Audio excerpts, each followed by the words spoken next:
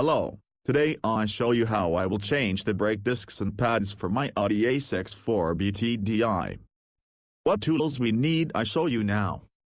To work properly, we need a standard bit set with ratchet, a hammer, a brake piston resetter, new brake pads and brake discs, ceramic based. I'll start with the repair.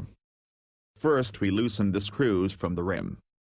In order not to scratch the rims, I use a nut with plastic mantle. Before we lift the vehicle, we have to secure it against rolling away. Wedges.